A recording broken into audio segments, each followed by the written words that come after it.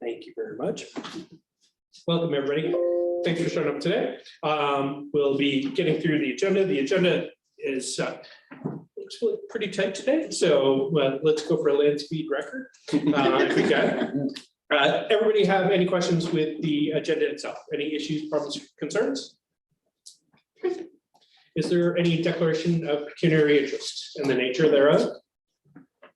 I see none. We'll keep moving. Has everybody had a chance to review the minutes from our last meeting? Yes. Any changes, problems, concerns, additions, addendums? Okay. Can I get someone to approve the meeting? Thank you. And do I have a seconder?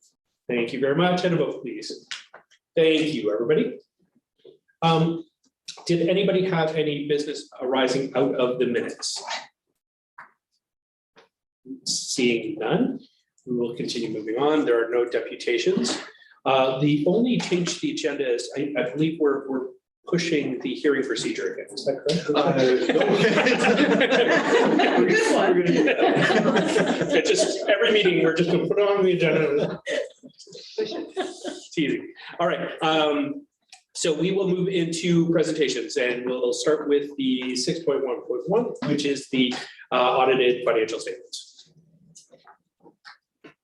And so, Mr. Chair, I know John's been working with our auditors for last several months, and maybe I'll just give the honor of introducing our guest to him. Through Mr. Chair, I'd like to introduce our auditors, Ofer from BDO Canada Limited.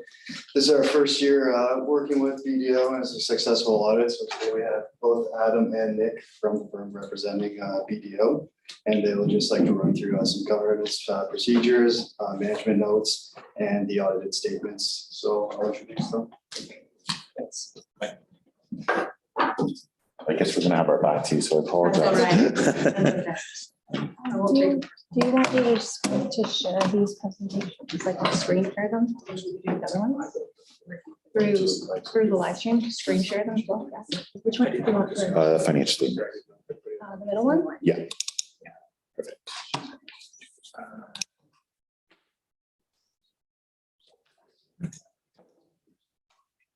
In the way a little bit. I think you're Yeah, I'm so tall. It's okay. I memorized them last night, so we're good. Okay, so good afternoon, everyone. Thank you for having us out. My name is Adam Delchez. I'm the partner for the audit engagement this year. I'm going to run through the financial statements, and then I'm going to turn it over to Nick, my senior manager. He'll run through our audit report letter and the management letter. Please feel free to stop me if you have any questions, but as I mentioned, I'll go through this fairly quickly, but obviously here for any questions. First couple of pages are just the standard pages. The management's responsibility is a typical page that you would normally see for your financial statements, and that one will be signed by the chair and the vice chair. The next page is our independent auditor's report. I usually just direct everyone's attention to the first two paragraphs, which is our opinion paragraphs, which do state that we have audited the financial statements of Kawarthas Region Conservation Authority for the year ended December 31st, 2022. And those financial statements include the statement of financial position, the statement of operations and accumulated surplus, the statement of net assets or net financial assets, all of the notes to the financial statements, as well as all the accounting policies. And in our opinion, the accompanying financial statements present fairly in all material respects the financial position of the organization as at December 31st, 2022, and they are in accordance with Canadian public sector accounting standards. So it is a clean audit opinion and is the expected opinion that we expect to issue pending obviously board approval today. I would highlight, so there are a couple. The rest of the paragraphs are usually not changed, but because we are new to the organization, there are a couple items that have been added to the report here. So I'll just highlight that the other matters paragraph does talk about the fact that last year's financial statements were audited by a different firm and that there was a clean audit opinion issued on them on April 21st, 2022. The other point to note is that there is an emphasis of matter paragraph, which just draws attention to note 2, that there was certain comparative information that we have changed from the prior year based on our audit work and items that we encountered, there was an adjustment to the prior year balances. So we do emphasize that here in the report, but nothing has changed with respect to our opinion based on that change. Okay, the rest of the paragraphs are the standard wording that is required for an audit report. It's required by our institute, really just highlights the responsibilities of management, our responsibilities as auditors, and those responsibilities of those charged with governance. And as I mentioned, it would be dated today's date pending final approval. Okay, moving on to the statement of financial position. These are your assets and liabilities as at December 31st, 2022. You'll see that your total financial assets at the end of the year were 3.7 million compared to 3.3 in the prior year, with the majority of that being in the cash balance. A little accounts receivable fairly consistent compared to the prior year. Down below, you see your financial liabilities. So those were approximately 2 million this year compared to 1.9 in the prior year. So again, very, very consistent year over year, with the slight increase being on the deferred revenue side for funds that have been received for projects that haven't been completed yet. Okay, so your net financial assets at the end of the year were 1.7 million compared to 1.4. And then your non-financial assets were 3.6 million compared to 3.6. So not too much of a change there. Really just the tangible capital assets would have been adjusted by the amortization, but then they were also adjusted by the restatement that we did of the prior year balances. So that's why they're fairly consistent this year. Overall, your accumulated surplus is 5.4 million this year compared to 5.1 in the prior year.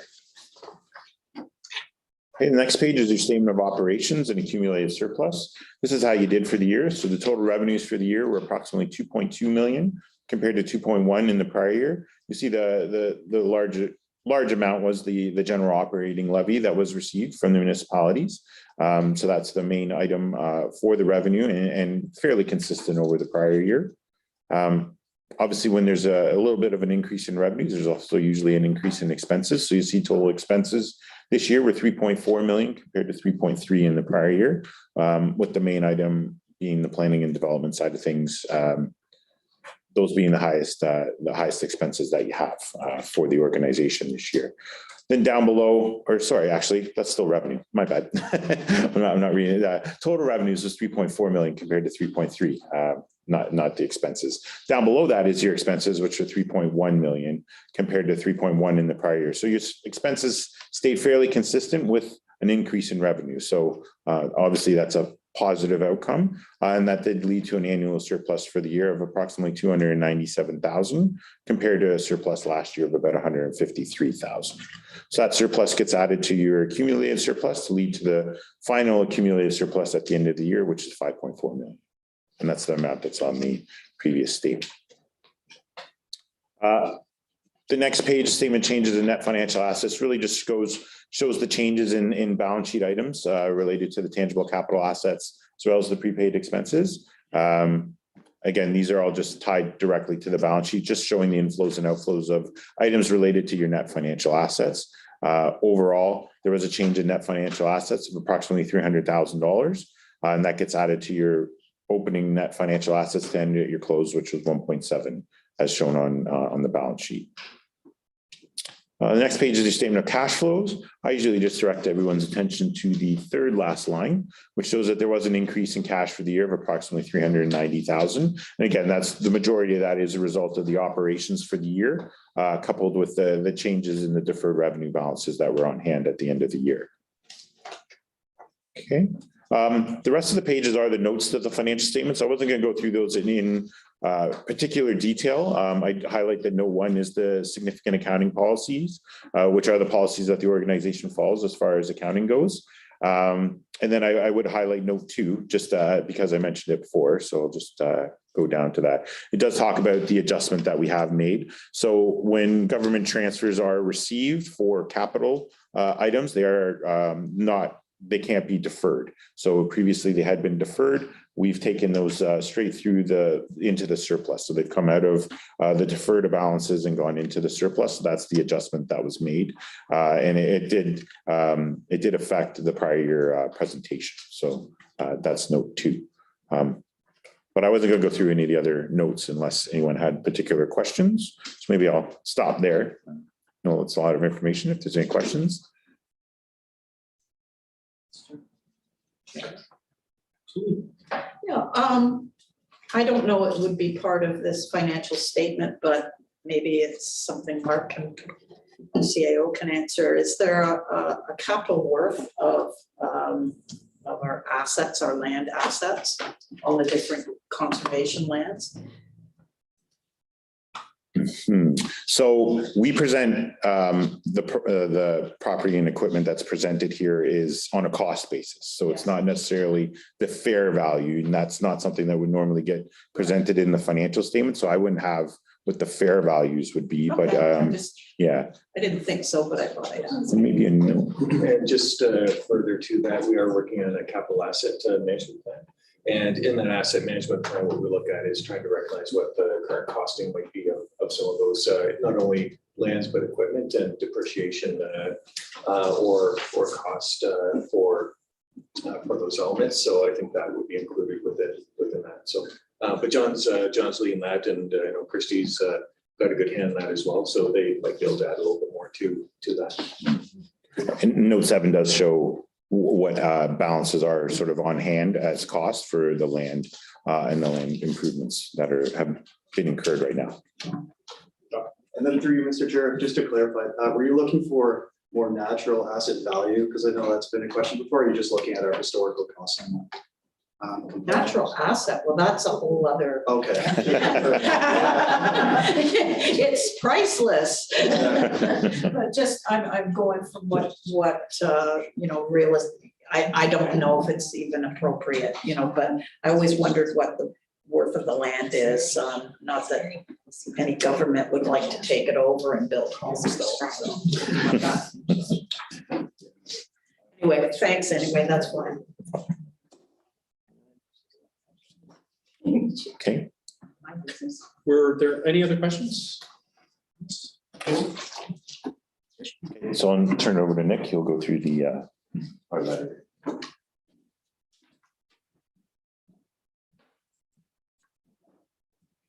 So good afternoon, everyone. I'm Nick Horsey. I'm the senior manager who was responsible for handling the audit and working with Jonathan and getting the evidence that we needed to provide our opinion.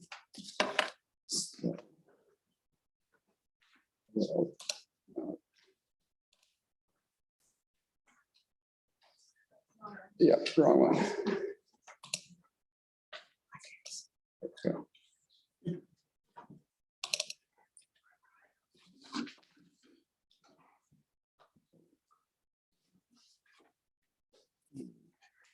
Get rid of that. Oh.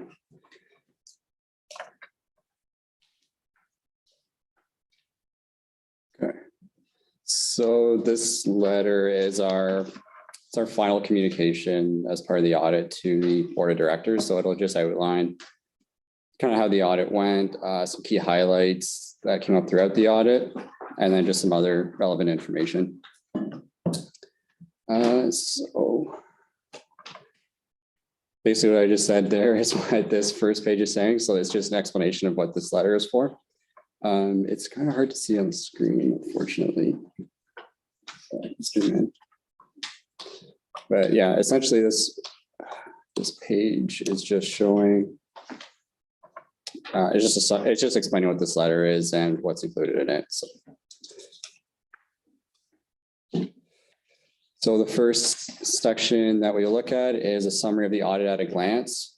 So at a high level, when we started planning the audit, we determined our material balances to be $80,000. This was determined as a percentage of expenses. We did lower that. We did use a lower materiality value than we might if it was a client that we were used to. But because it's a first-time client, we reduced our threshold for things that we look into. So we looked at more stuff in more detail as a result. That number that we determined during planning, it remained unchanged throughout the audit, and our final materiality stayed at 80,000. During the audit, we looked for any indications of fraud. We didn't become aware of any instances of fraud. And unless there's any instances that you've become aware of now that we aren't aware of, we would conclude that throughout the audit, there was nothing that came up, such as suspected, alleged, or actual instances of fraud. In addition, we do note that we were properly independent with regards to being your independent auditors and the Kawartha Region Conservation Authority. So we didn't have anything like financial interest or anything for the team that was involved in performing the audit. Our audit began on April 24th is when the majority of the field work started. The following week, we came in on site. We spent a day on site working with Jonathan and Alex. And then up to today is the final date of the audit.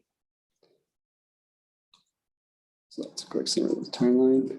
So as of right now, the status of the audit is that we will just need to obtain a signed management representation letter, which I do have with me today. So pending approval of the statements, I'll get that from Jonathan. We need to extend our subsequent events work. So we've got our subsequent events work up to May 23rd. And then we just need to cover the period of May 24th and 25th up to the financial statement day, which will be today. And then the last piece we'll need is approval of the financial statements from the board of directors. So our audit findings, so we had two kind of key areas that we wanted to focus on throughout the audit. The first one is the management override of controls. And the reason is that management has the ability to go over controls and potentially make changes to statements that might meet their biases. So we do additional specific testing on this by looking at journal entries, making sure that they're reasonable and making sure that there's nothing indicating that management has overridden controls to meet their bias. Our findings on this were that there were no significant issues with regards to management's ability to override controls. The other key area, and it's fairly consistent with public sector accounting, where you have a lot of grant revenue that ends up being deferred depending on the stipulations that come with that funding. So we do focus on that quite a bit. We do put special focus on that. We look to see to make sure that are the amounts deferred actually deferred, like have these amounts been spent or should they be recognized? And should they be recognized as revenue or is the money received that hasn't been spent has been deferred properly? So for the most part, and Adam talked about this when he was presenting the statements, we did not note any issues other than in the deferred capital component of that. So when we were looking at deferred capital, we identified money that had been received from a government, which has special rules where if there are no stipulations that require that money to be paid back to the transferring government, that would get recognized into revenue. So upon review of the deferred capital amounts, we had identified it was approximately 597,000 that had been previously deferred. And so we had to recognize that in revenue in a prior period. The internal control matters. So this would be a summary of any significant internal control deficiencies that we would find throughout the audit. We did not note any significant internal control deficiencies, but we did, however, find a few areas of potential improvement, which we have noted in our management letter. I'll go through that once I go through this letter. So this is our summary of adjusted and unadjusted differences. So these are the adjustments that we've made. We made a small adjustment to adjust the liabilities to actual was about 20,000. And then these two larger adjustments, these are the prior period adjustment that we had mentioned of about $595,000 going into the prior period. This is our summary of unadjusted misstatements, and this just includes amounts that we found throughout the audit that maybe a schedule had a small difference to what was in the numbers, and just due to the size of it, it wasn't material and didn't impact the users, so they remained unadjusted. Total amount of unadjusted differences we identified were about 16,000. Yep. Very quick question on the 16. What's the threshold that you generally apply of being reasonable or unreasonable when it comes to those amounts? Yeah. So 16,000, is that within an expected range? Is that below? Is that above? Just to give context a little bit to that amount. Yep, for sure. So what I was referring to, the $80,000 at first. Mhm. So that is what where we base, like if it's more than 80,000, then that is, yeah, that's So going to be we're impactful. well below that, Well below, yeah. well below, perfect. Yeah, I try to keep it. And the north of 500,000 is that's for capital that has been deferred Yeah, because the government said you don't have to return it, so it has to go to a capital project. so that 500, the majority of that money came from the building renovation, which I think happened in 2012. And it was given with the requirement to perform the renovation. And then once that requirement was met and the money was spent, at that point, based on when we reviewed the agreement, there was no obligation to have to pay that money back. There's no situation where if you did anything afterwards, the government would come back and say, you need to sell the building and give us the money, right? So at that Doesn't point, have to go to the building, or could it be? so it goes into revenue. So it comes into your accumulated surplus. Okay. Yeah. Okay, thank you. So then that would then had a sort of cumulative effect in all of the prior periods. Yep. So was there any sort of material difference or change having to restate those number of years that we should be aware of, any impacts by having to go back and recognize that prior period money? So the amount, so what came off of the books is before it showed a liability of 500,000. So what changes, that liability is now gone. It's like the 590,000 and it's now part of your surplus. So if you were to look at last year's statements, that's where you would see the difference. Okay. And Really essentially it's now been reflected in a higher surplus amount than in previous periods. Thank you. yep. So these are some other required communications. They generally include certain items such as, was there any litigation, any material, any amounts that we were uncertain about, any disagreements with management, any matters involving non-compliance with laws and regulations, and if there are any significant related party transactions that were unusual, that might have required some judgment in how we treat them. There were no such instances of those types of items throughout the audit. And then the last point here is if there were any management consultations, if Jonathan had gone and asked another accountant about anything we were doing, and there's nothing that came to our attention that was done. Okay, so this slide, and I'll just go through briefly, it just outlines our audit process. So kind of start to finish, when we start an audit, we do a preliminary review of everything. We look at numbers, we look at systems, and we identify risks and areas that we need to focus on. So I was talking about like the deferred revenue part of things. And we come up with ways on how to test them. Once we've established that, we obtain our audit evidence by working with management and other third parties to support those numbers and work through our risk areas. After we obtain our evidence, we form an opinion. In this case, we had a clean audit opinion, and then we take our opinion and we report it to the board. So that's just a quick overview. So updates to our audit process. So this year there was a major change to audit processes. There's a new standard called CAS 315R.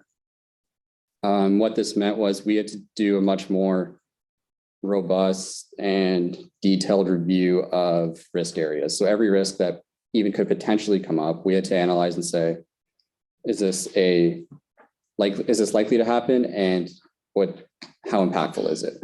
So we go through and we analyze that fully, and then based on our assessment, we come up with our plan on how we will address those risks. Our audit approach. So we are able to provide audits at a consistent quality. Basically, we're able to work just as easily and be available when we're not here as we are when we are here. So if Jonathan has any questions, he's easily able to get in touch with me, and we're able to quickly communicate on any matters. And this is just a summary of some of the tools we use. So we have this APT Next Gen, it's how we perform our audit. It's an in-house software that we had come up with to do that. We also have a document sharing system called the BDO Global Portal. So we were working with management if they wanted to upload stuff, it would go onto the secure site and we would share information back and forth on there. Through Chair, that uptick for the risk assessment stuff, is that federally driven or provincially driven? Is it annual or is it periodic or? So it's a new standard that was brought in by the auditing standard board. So like our governing body that tells us how we have to perform our audits. Okay. That will be consistent across any auditor in Canada. Yeah. And that would be every year? as Yeah. we Forward? Yeah, it's every year going forward now. Also included in here are some recommended resources. So this letter will get distributed. We're going to upload it to the portal that I was talking about, and you will have access to it afterwards. So there's actually some links in here that you might find useful. One item to note is that there will be a change in standards next year related to asset retirement obligations. So it might be worthwhile to take a look at that. So it will involve changes to how asset retirement obligations are identified, how they're measured, and some potentially impactful measurement there. Yeah, these retirement asset functions that have to be done, what kind of financial impact might that have on the whole organization? Depending on the situation, usually what you end up seeing is if something like that exists, is you end up with a liability saying that we have to incur the cost to remediate a certain obligation to bring an asset back to like a proper standard. So just, we're going to ask the same thing. Having just gone through the audit and knowing what changes are coming, have you sort of pre-identified anything within the material you've gone through that we should be aware of and planning ahead for, or anything that we can be working ahead of the curve? I think would be important for us to know. Yeah, so nothing was identified yet as of what we've done, and we will take some time early throughout the year next year when we get into our preliminary planning to just make sure that we do address that. Great, thank you. Just further, what kind of asset, like with maybe another organization, what sort of thing are we looking at? So let's say if you owned like a piece of land that was contaminated, or if you had some kind of agreement with a company that they were going to come in and use your land, but then you were responsible for bringing it back after they were done. So if you have like a contaminated site or whatever that you own, you're going to be responsible for bringing that back to its proper condition. Require standards like that. So it's something that you might be on the hook for depending on what's being done with land. Unless And you retire it. what's that? Yeah. That's Yeah, okay. exactly. Municipally, we usually see stuff like landfills or gravel pits have them, and land where, say, a gas station was.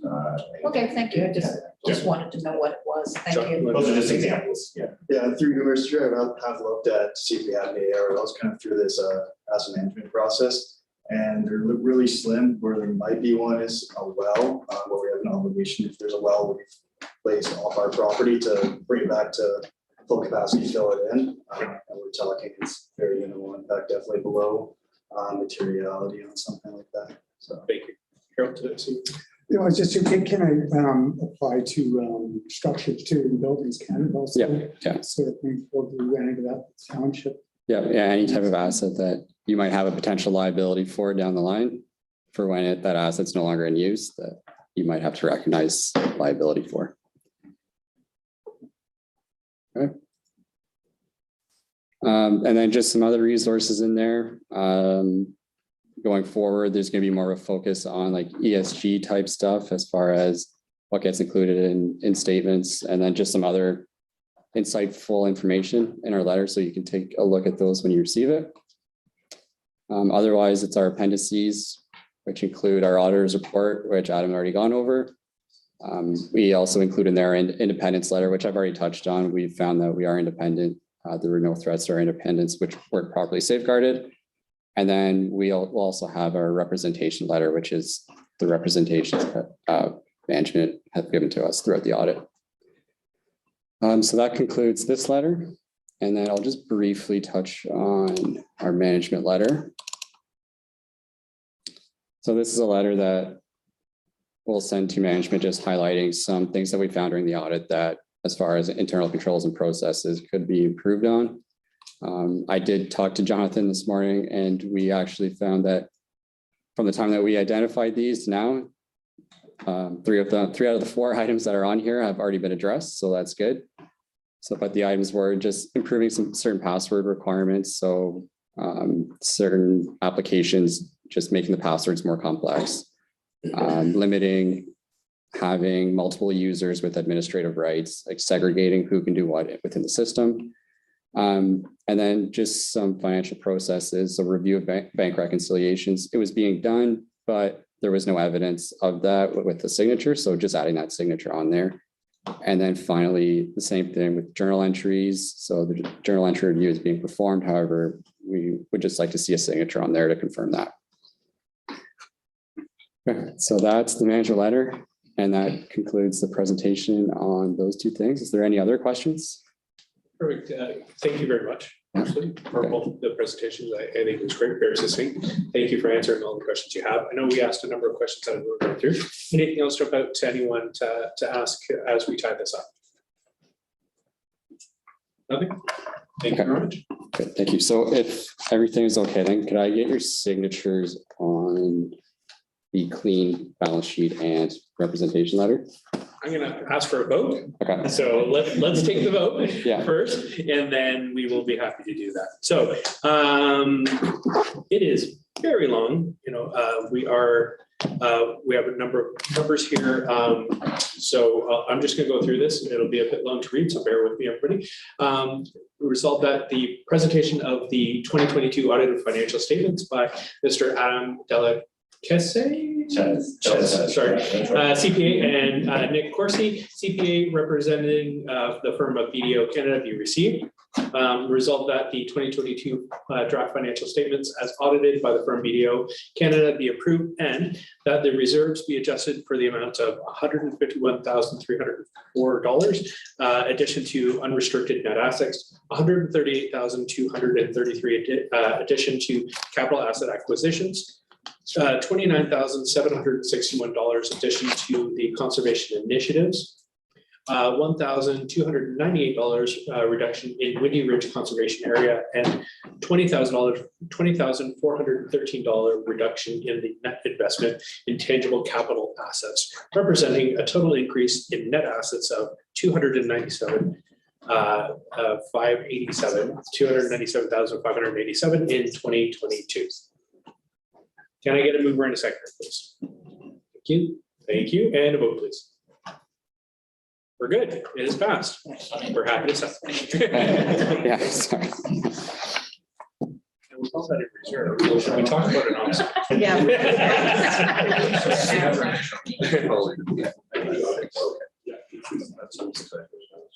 Yeah, so just that's what I was at one item. Where's the end results, right? So I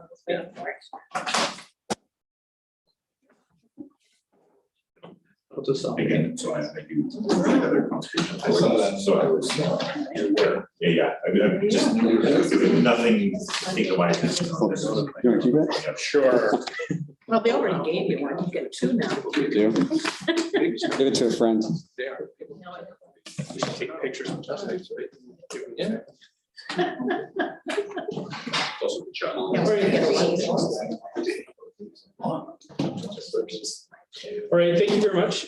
We will move on now to 6.2. I mean, this presentation, it's been a lot of build up for this, so we're all really excited to get this.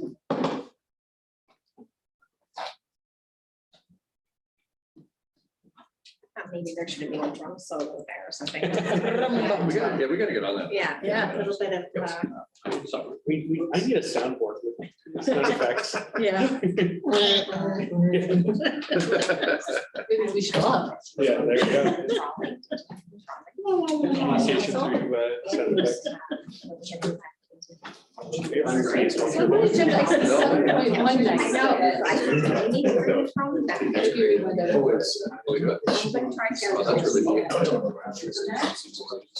Oh, I see.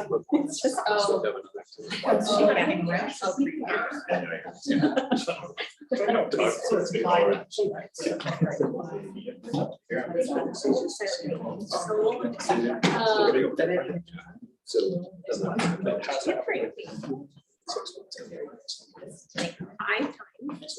Five times in a meeting.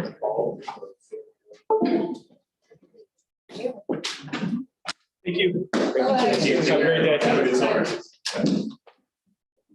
Ready?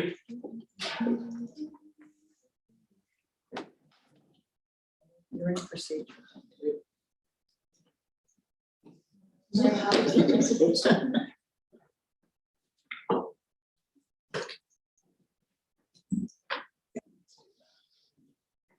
See your pictures? Yeah.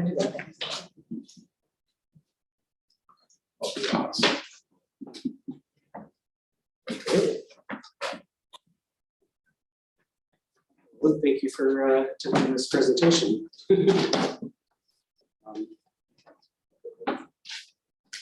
Fourth Conservation reviews development proposals based on Section 28 of the Conservation Authority Act, and our aims are to prevent loss of life, minimize social disruption, and property damage related to natural hazards. Our review of applications is based on the plan review and regulation policies document. The CEO and the Director of Planning and Development Services are delegated permission to issue permits that adhere to board approved policies within the expiration limit of up to 2 years. When the permits do not conform with board policies, the board is required for approval, which has an expiry limit of 5 years after issuing.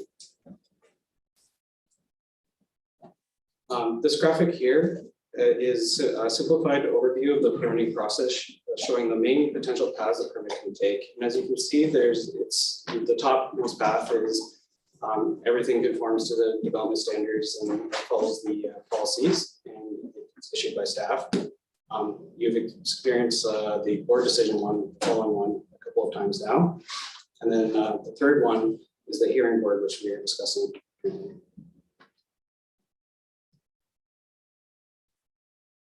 In normal conditions, the responsibility to deny or refuse applications lies in the board of directors.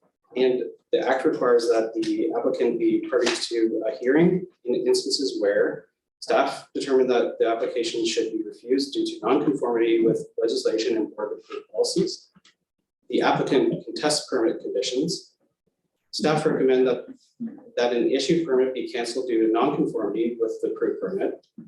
In this case, Fourth Conservation staff normally work with the applicant to rectify the noncompliance. And then staff recommend that the permit extension be refused.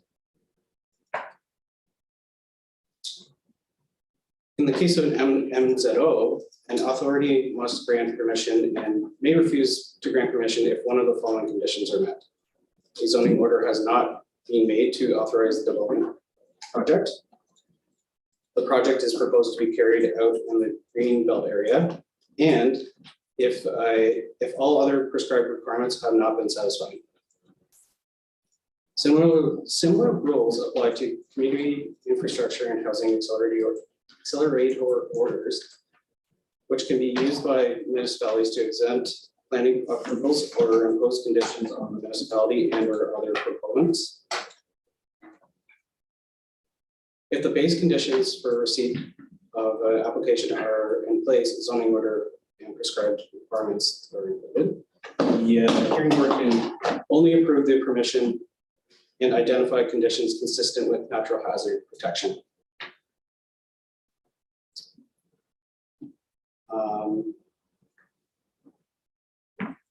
The bylaw requires that the applicant be present at hearings at the Court Conservation Board of Directors, which will be sitting as a hearing board / tribunal.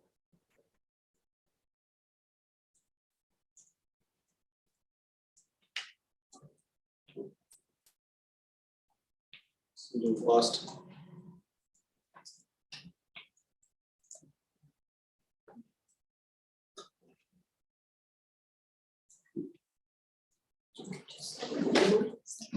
on the side. I'm sure I'm presenting. Sorry about this. Try playing it behind you. Is the, sorry. Geez, it seems like 2 for 2 now. Yeah.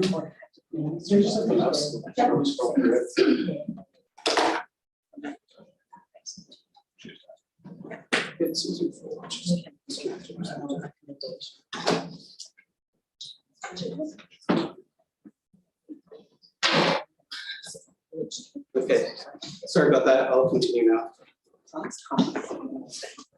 It should be noted that court conservation hearing board decisions are subject to appeal through the Provincial Mining and Lands Commissioner. The province prepared a section 28 hearing guideline document to provide conservation authorities consistency. The guideline conforms with legal requirements of Statutory Powers Procedures Act without being unduly legislated or intimidating to the participants. Forest Conservation adopts the most recent hearing procedures with bylaw number 2 as of 2021. Should note that there will be minor updates and we may have to approve in the coming months. The updates to bylaw number 2. The underlying principle behind the guidelines is to ensure that they are conducted with fair manner.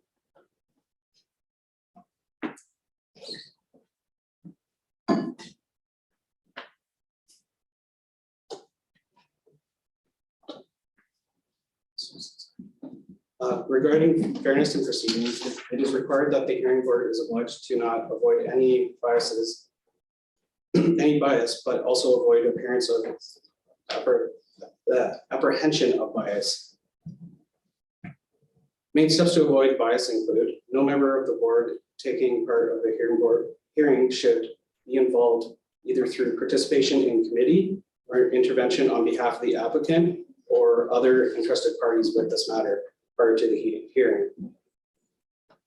Any materials distributed to the board before the hearing must be distributed to the applicant at the same time. The applicant has also the opportunity to distribute pre-hearing material to the board.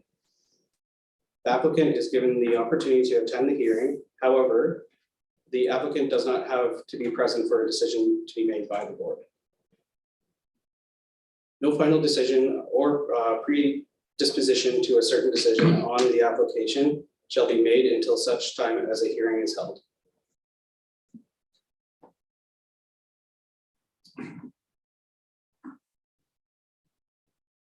A notice of hearing must include a reasonable notice of hearing and specific information such as reference to the legislation, time, place, purpose of the hearing, and many other things that are listed on this slide.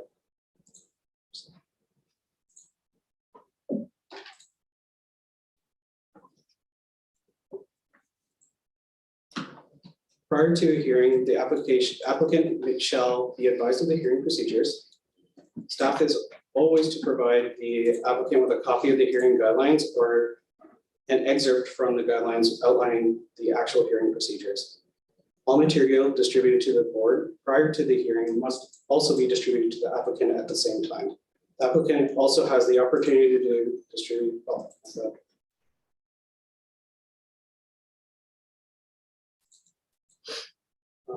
distribute pre-hearing materials to the board. When holding a hearing, it is required that it is held in public, except for rare cases where the hearing involves releasing personal information, financial or protected information.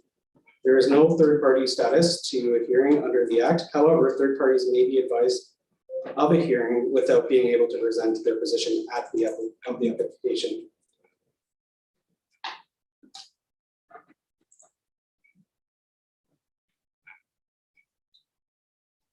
Attendance of a board hearing requires that the board members be present, and if a board member leaves the hearing while in progress, they can no longer participate in the hearing or further discussions on the decision.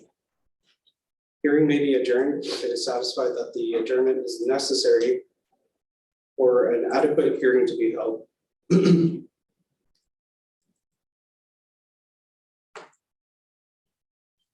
The information presented at hearing substantiates that Statutory Powers and Procedures Act requires that a witness be notified of the right to object and may be excused from answering questions pursuant to the Canadian Evidence Act. Excuse me, sorry. A witness may opt to not answer a question based on the fact that they may be incriminating. No answers provided during the hearing are admissible against a witness in any criminal trial or proceedings. Information does not have to be provided under oath. The board may receive copies of documentations rather than originals. The board may ask for certified copies of the document if required. Privileged information can not be held, such as solicitor-client correspondence. Hearsay information, if relevant to the issue, can be heard. Matters of common knowledge may be taken into account by the board, i.e. geography or historic facts, times or measures, generally recognized scientific or technical facts, opinions within the specialized knowledge. New information should not be presented at hearing by the applicant or Kawartha conservation staff. While conducting a hearing, it is required that formal record shall be made of members present at the hearing. The chair of Kawartha Conservation shall convene the hearing and make an opening remark. When then a presentation of Kawartha Conservation information such as reports, documents, studies, plans, etc., be presented by staff and or legal counsel. This is then followed by the presentation of an application information be presented to the owner or agent plus witnesses. And then members of the hearing board may ask questions of each speaker as the information is being heard. The applicant and or agent can make comments or ask questions of staff report as well.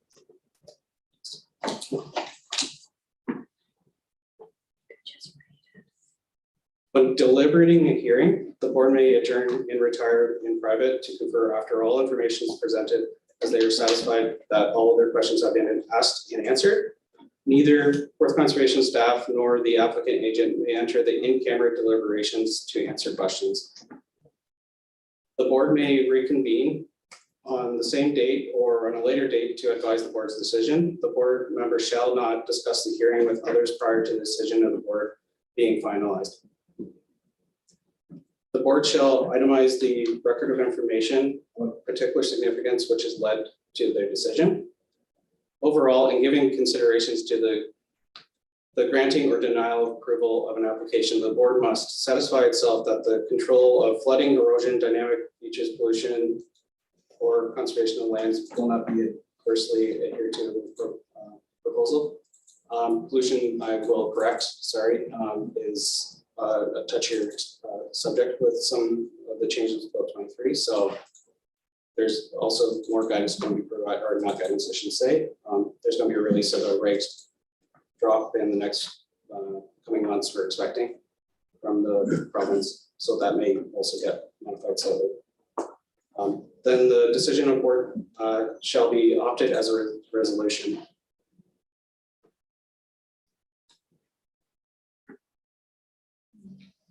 When the board makes a decision, it is required that it is be prepared in writing and include the board's formal adopted resolution, the information about the applicant's right to appeal the decision within 30 days of Ministry of Natural Resources, information as to the reason why the application was refused or approved should be included in the written notice, and the notice of decision should be forwarded to the applicant by registered mail.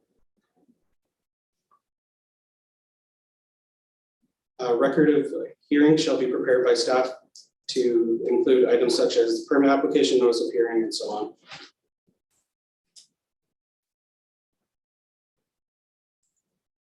Historically, the board of directors has convened as a hearing board infrequently, less than 1 year in the past 10 years. The goal of Kawartha Conservation staff is to work with the applicants to find solutions to the development challenges without the need of a hearing. However, when solutions cannot be found, Hearings are required, and it is important for Fourth Conservation staff and board members to have good understanding of our hearing guidelines and procedures. And thank you for listening to my presentation. Is there any questions? Through the chair, if there's more than one name down as an applicant, do every name on there, is it mandatory that they show up for the hearing, or can they delegate that to one or more? They would not even be required to be there at the hearing if they choose not to be. Oh, I thought that was one of the opening things you said, that they're Yeah, required for the hearing. They are not required to be at the hearing, but they need to be notified that it's happening. Oh, okay. And that the information is all being provided to them before and after and during. Sorry. Thank you, through you, Chair. Great presentation, because, as you're going through it, you're answering my questions, because, it's a decision-making tribunal, and, how long it takes to appeal. One of the questions that comes up for me, if it does get escalated to this degree where they're appealing a decision, do we still work for compliance, or is it a work stop project? So so hearings are, through you, Mr. Chair, only when we're looking at the, there's two different types that have very distinct kind of components. So the first one, which the majority would usually enter into, would be upon application. So it's approval to actually do the work. So the hearing board would either approve the permit or it would deny it. So and there's a subtlety for when it's the MZO or community accelerator, because you can only approve it at that point. The one element which we haven't found ourselves in yet is when we've actually issued a permit, and then a hearing board would have to be convened to cancel the actual permit.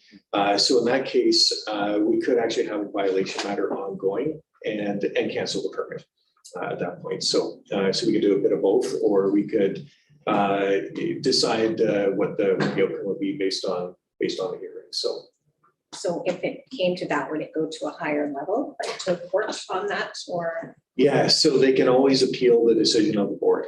So at that point, it would go to Ontario Land Tribunal. Okay.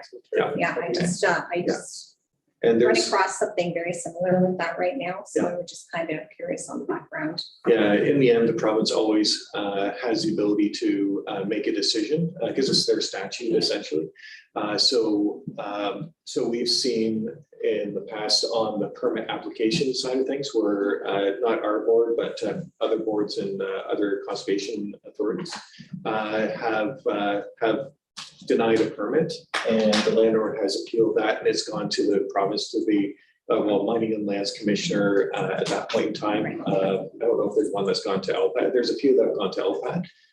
And based on that decision, there's also an appeal mechanism after that. So there's about 2 or 3 other appeal mechanisms past this board that can always be employed with an ability to overturn or decide which way to go on those. So the one I'm familiar with was an access to a property in a floodplain, and it went all the way as high as it could go. All right, thank you. Yes, sir. Question through the chair. If the board needs more information, can the session be extended to more than one session? Through you, Mr. Chair, I don't know, Matt, if you want to answer it, or I can. But it can be, the hearing can be adjourned. And so upon adjournment, it would usually be on the basis of either additional information to arrive at a decision point. So I know in some cases, in other authorities, the board would actually go to the site to get a feel for it. So that is an option. But so far, for any hearings that we've held, they've all been held, kind of in person at a forum like this, and decisions rendered at the time. But there is that ability to adjourn to get a better sense of information, or to get more complementary information that might help support a decision. Thank you. I remember one time we went before to just have a look at the land before that we met and for the tribunal.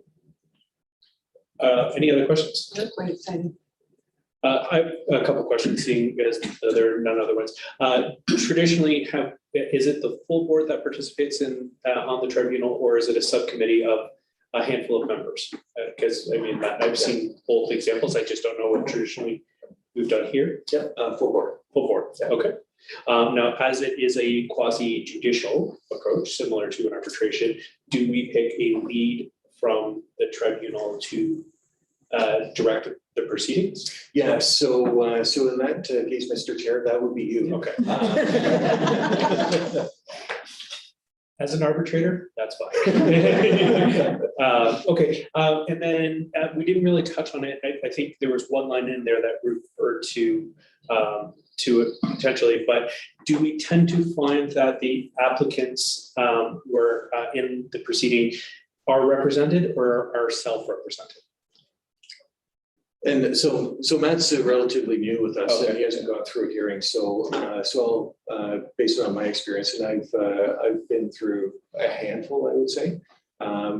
So we have had a mix of people representing themselves or not, but I'd say over time, it probably trends more towards either someone that has done their homework and is representing themselves, or they do bring in some sort of representation. Right. So the most recent one that I remember was a consultant that was representing the individual. And so the consultant presented on their basis for why this was reasonable. Does it tend to be lawyers? It can be lawyers. So if the other side is bringing a lawyer, does the Court of Conservation then engage a lawyer to participate on their behalf? Yeah. That would be a decision point. So this is a really interesting point that has been the kind of subject of some of the meetings that I've attended.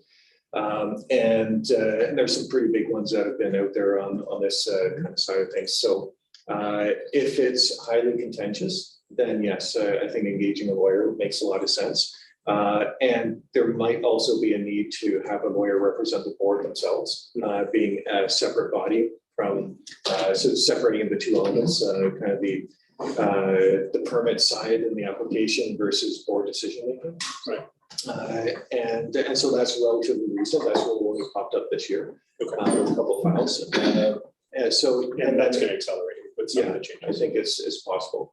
So when it comes to representation, it really comes to how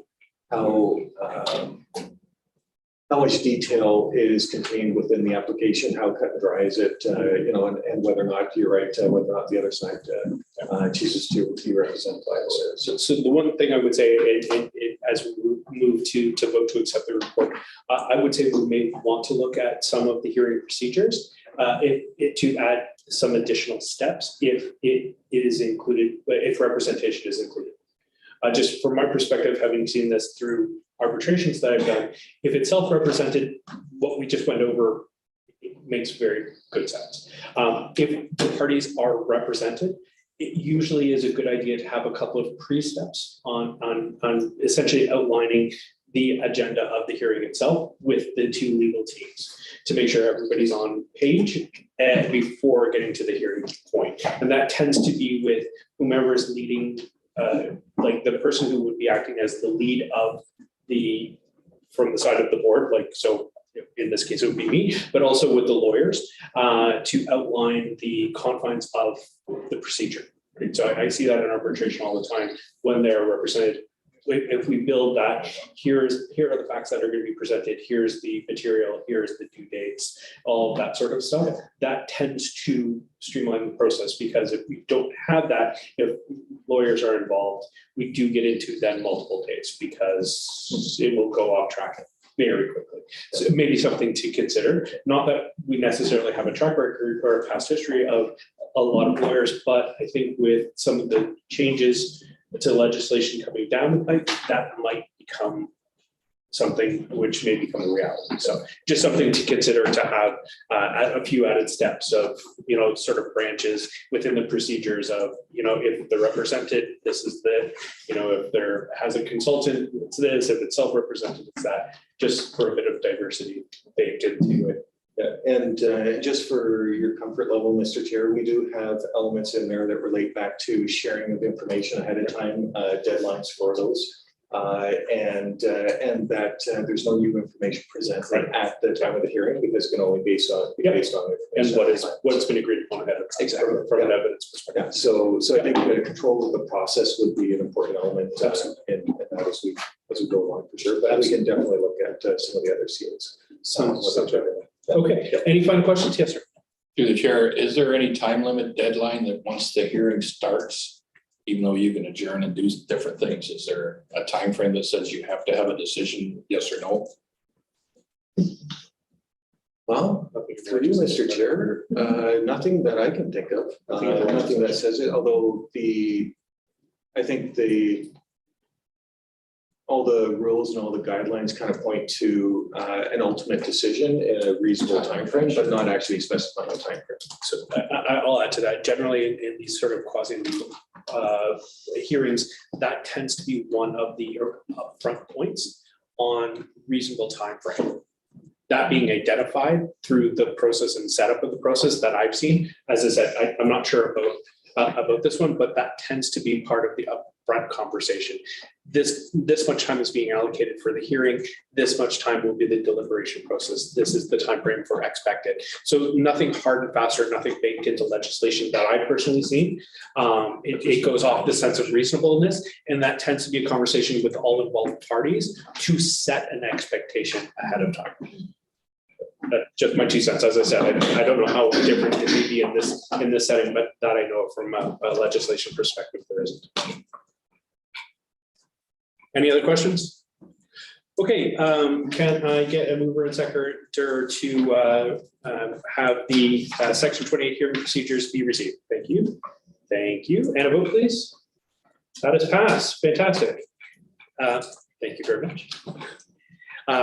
Now, I think you're still in the hot seat, and we will move on to permits. Thank you, Mr. Chair. As found on page 12 of the agenda, a summary of issued permits by designated staff for conservation issued a total of 27 permits. We are seeking resolution that the section 28 permits issued by staff have been received.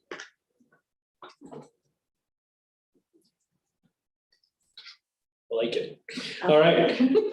Resolve that the following section 28 permits issued by staff be received. Permit 2022-418, which is revised 2023-041, 2023-054, 2023-082, 2023-095, 2023-096, 2023-100, 2023-101, 2023-104, 2023-118, 2023-121 to 2023-124. Can I get a mover and seconder to receive those? Thank you. Thank you. And a vote, please. Thank you very much. Excellent. All right, we will move on to the Lake Dribble Management Plan.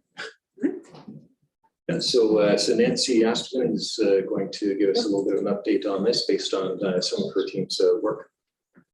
Hello, through you, Mr. Chair. The Lake Dalrymple Management Plan is a special benefiting project between Kawarthas Conservation and the City of Kawarthas Lakes. We initiated this project in 2021. This 4-year project follows the same structure as all the other City of Kawarthas Lakes management plans that we've completed. So it requires 3 years of comprehensive monitoring of water quality, water quantity and aquatics, and land use on the lake and its surrounding tributaries. With the last year focused on reporting by developing baseline documentation on the state of the lake and management plan outlining recommendations and priority management activities. So we have established a working group for this project. It comprises of 10 to 15 local people. This working group has met 6 times since the project was initiated, and they help us to provide input into the planning process. Representation for this group has included Lake Association, shoreline residents, councillors, and municipal staff. In year 2 of the project, we hosted 2 public information sessions at the Carter Recreational Center. We had over 80 people attend, and several key issues and management opportunities were relayed to us. We had a representative from the Ministry of Natural Resources and Forestry present on the state of the lake of the fisheries. In addition to the information sessions, we also have undertook an engagement survey to identify key community issues, lake values, and changes witnessed on Lake Dalrymple. overfishing was the main community's main concern, with fishing also being the noticeable change as more and more people are fishing on the lake year after year, especially in the winter. And our interactive water monitoring dashboard has been created for this project and can be found on our website. All monitoring data that has been collected to date is uploaded monthly. Users can access the water quality, fish and plant data, as well as climate and water level information on the site. We are currently in year 3 of collecting scientific data, and some of the early findings have shown the following. So close to 80% of the lake samples taken have met provincial guidelines for phosphorus. An unnamed tributary on the west side of the watershed has only met provincial guidelines for phosphorus 8% of the time. We found that there's a distinct layer forms in the water column at depths around 5 to 7 meters under which dissolved oxygen declines. We are doing more investigation to determine if it's a natural occurrence for this or if it's results of high nutrients in the lake. We did find a sensitive cold water stream identified that drains into the northeast section of the lake. And the lake is prone to water level rise and fall as a direct result of local precipitation, snowmelt, and evaporation. The lake is not regulated, but beavers are active at the lake outlet. So this year, we will finish up collecting the scientific data, as well as undertake shoreline survey to characterize the development along the shore water interface. In 2024, we plan on releasing the draft characterization report and draft lake management plan and hosting another round of public information sessions to receive feedback on the draft management recommendations. Excellent. Questions on the management front? Yes, sir. 2 things. I'd love to know what the origin of the name is and if there's any plan to change it. But what do you guess is the high concentration of phosphorus?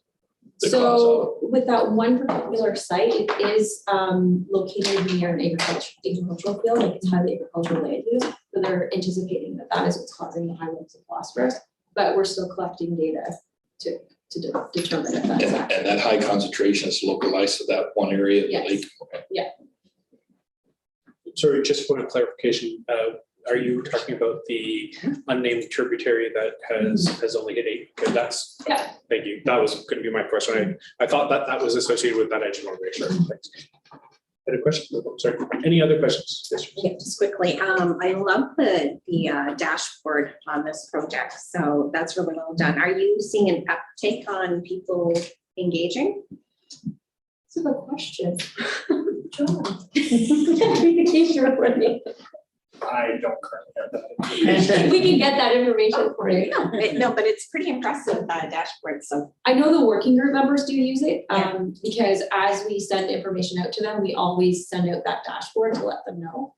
So I know those representatives are, and if I guess they subscribe to that page on our webpage, then they would see that updates have been made.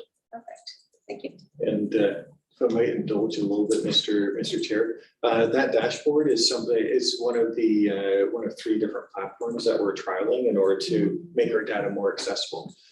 So this is our goal, is to provide something like this, more like our flood forecasting page, for instance, that gives information real time. Or at least as real time as we get it. It's uploaded to the website, and then everyone else can benefit from that as well. So I agree. It's nice to see the information and gets the information out there so people can start using it. Well, we launched ours through the city at the end of last year, and we're being really watching the uptake, and it's being received well. We need to do more. Obviously, it's that communication component that gets that engagement, but I mean, when you look at what this offers, it's pretty incredible. And sorry, 3 years, Chair, and later on in the agenda, just a massive uptake in the social media piece. Like there's a lot of interest in conservation authorities. Any other questions? Quick question on the dashboard. What is the update timeframes that we're seeing on the data? Monthly. Monthly. Yeah. Okay. That was the only thing I hadn't noticed. Okay, that is great. No other questions. Can I get a mover and seconder for us to receive the update development on the Lake Del Ripple Management Plan? Thank you. Thank you. And a vote, please. Passed. That is fantastic. Thank you very much, Mr. CAO, sir.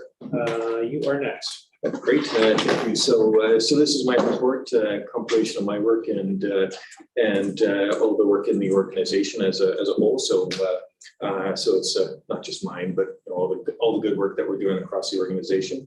So there's been a couple of kind of dominant themes that we've had. Field season has started, so that is tied with our seasonal complement coming on board. So there's a lot of orientation and kind of just bringing people on board, and that's required to make sure that we hit all of our legislative obligations, make sure people are working safely and according to policies, procedures that either are set for us or that we have internally to help protect people. So, and then legislative changes is of course the other one. So I think this will be an ongoing theme throughout the next 2 years, really, is compliance with some of the legislative changes. But there will be a big kind of push for this next half of the year to work on apportionment agreements, get the budgets aligned as well with the new categories. So John is jumping right from audited financial statements and his team right into redeveloping the budget for 2024. There's a couple of interesting things just like to highlight. There was actually a little bit of blue-green algae that came about with in Lake Scugog from I believe a little bit of maybe ice scouring that kind of took out some algae, and I think our board member director Wright informed me about that when it was first going on. So it kind of got the ball rolling. And with the lake stewards and some of their expertise that they have some of the algae specialists that is part of their group. So to find that there was a bit of blue-green algae in this massive algae that was kind of moving towards Lindsay intake. And so it's timely that we start our recurring agreement with the Kawarthas Halliburton Pine Ridge District Health Unit to do a blue-green algae push, which, as you see from some of the information below in the communication numbers in the report, is being well received, which is great. One of the other, and there's a lot of great information in here. You can see that across each of the platforms, there's a whole mix of things that resonate with people, and that's just based on the user types and that are part of those forums. So one thing that hits on one end is not necessarily everything that is resonating across Twitter versus Facebook versus YouTube. So very, very interesting. But one of the interesting ones is the wind phones, and tribute Christie's brain power in this. And I'm just thankful there are people that are more in touch with their that side of things than perhaps I am. But it's a really interesting idea. So we have a couple of phones, the old style rotaries that is not connected, of course, to anything. They're just located out in the trails that we have, and people can pick up the phone. It's a little bit set away from the path, and it's really to talk out any issues that you might have, grieving loss or things like that. So, and it does come from Japan, which really is part of the forest bathing too. So a lot of interesting things come out of Japan, and some of the ways that they kind of work with looking at mental health and mental wellness. Yeah, and as you see, I think it's the now the most retweeted and engaged piece of information that we put out there. So just on the wind phones, as a bit of viral content, have we thought about planting a speaker somewhere and just monitoring it and having somebody just some viral content? Just give John some fun stuff to put out Or there. some energy from trees. I think that. I said to my staff that I'm gonna have a speaker going the other way. Yeah. They're cutting the grass, they're gonna all of a sudden start speaking. Mother Nature, how can I help you? It's just like, they pick up the phone. It might be some fun content. Yes, sir. To the chair, I'm just curious in this crazy changing world, the number of applicants you got for summer work, was it good response? That I would have to pass on to my directors, but I think it's a bit of a mix in response that we've received. So I think there's been some, I'd say mixed, probably is maybe the best. I had a little bit less response than I have in previous years for the environmental field tech. Just curious, because this seems to be weird.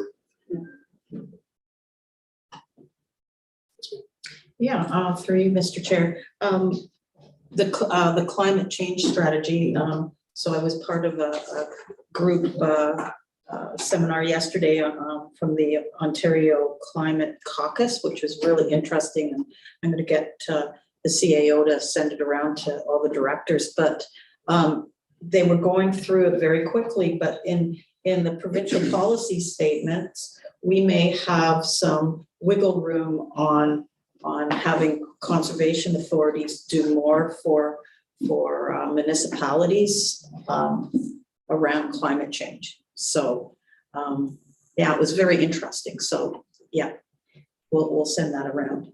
Let people have a look at that. Oh, thank you. Through you, Chair, to Mark.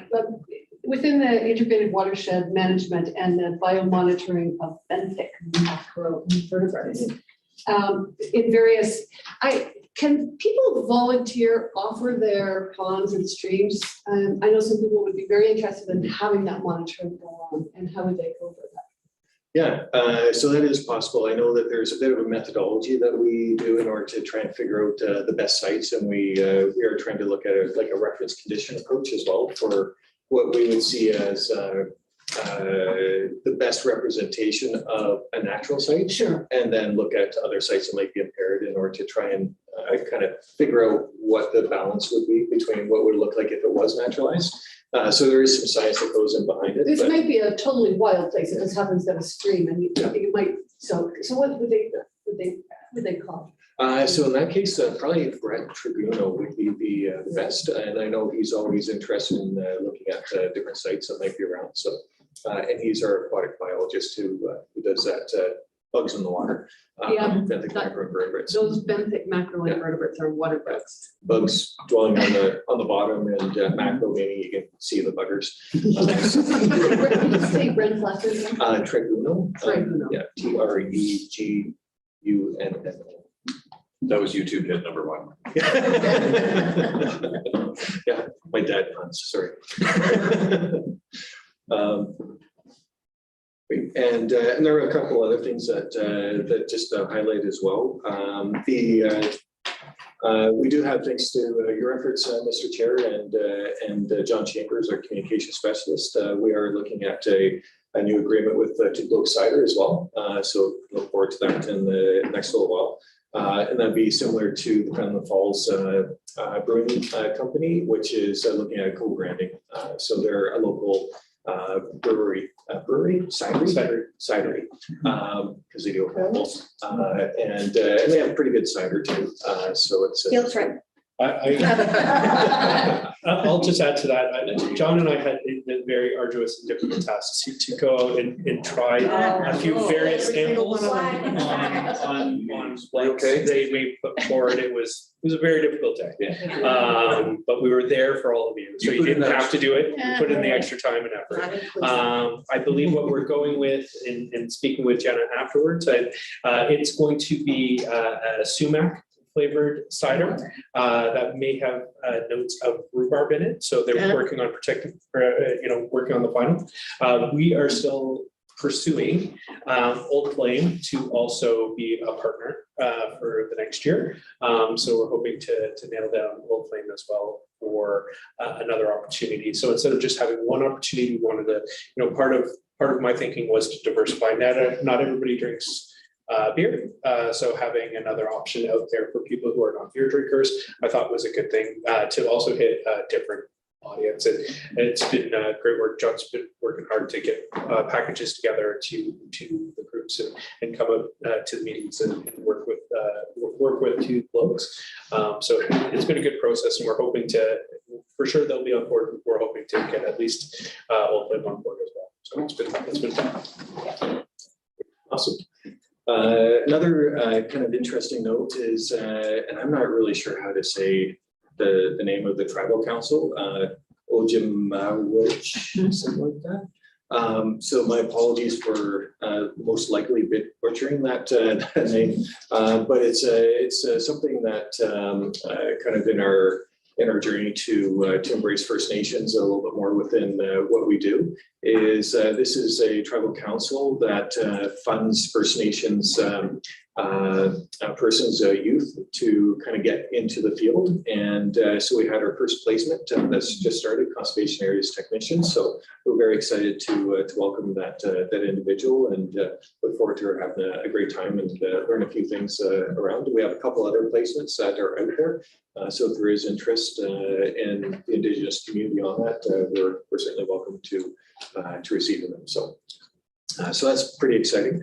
And then there's a few other things as well on the IT. You'll see some notes on our backup. So basically our cost is the same, but we get a better service through our cloud backups. So that's tremendous. So a lot of thanks to John and the IT guy that you saw come in at the beginning here. So they've been behind that. So a lot better information is coming out. Our source protection work as well is ongoing. So you might notice in some of the information that we sent out, the source protection policies are out for consultation right now. So municipal working groups will be meeting, I believe, next week to discuss those. So look forward to those sessions and having some feedback on those policies. And maybe, just aware that we do have an open house as well, which is part of this agenda that we noted as well as in the correspondence out to you, is that there is an open house on the LSEP. So I believe we are through the environmental assessment component. So that's great. And now it's a matter of doing this open house, seeing what the results are from there. Some work at Scoop Council to look at the next steps, the detailed design component, and all things going well, then starting in on the actual implementation of the project, for which we've received some funding for. So. And one other note I'll mention is that we've had a very successful year with Christie's team on the tree planting side of things. So as you saw, we exceeded a target by 37,000 trees over our monitoring, or not monitoring strategy, but stewardship strategy.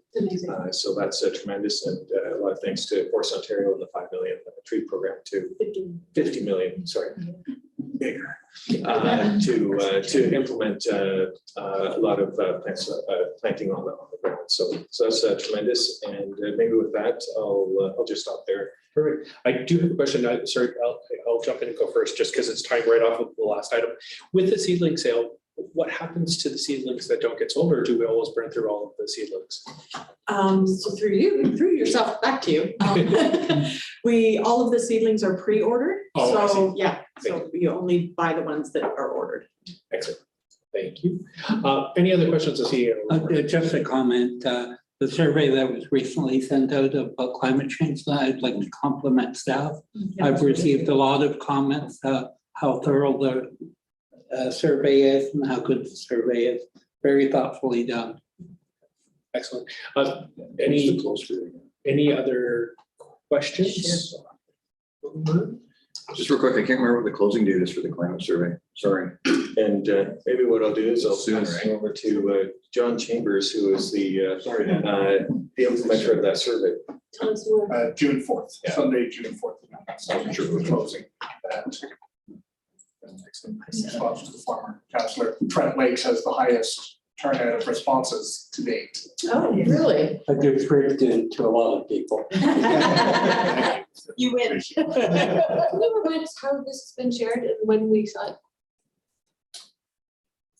Would have been sometime through you, Mr. Chair, would have been sometime last week. There's been 2 media releases that have gone out. It's been on the website twice, as well as the climate change page, and an email came out from myself to the board of directors and CC to Mark and Melanie. I believe that was last Tuesday or last Wednesday with the note and a link to it. But I also have to send that out again if anybody has not received it, or it's just places I know your emails are probably very busy. Maybe one more time. Sure.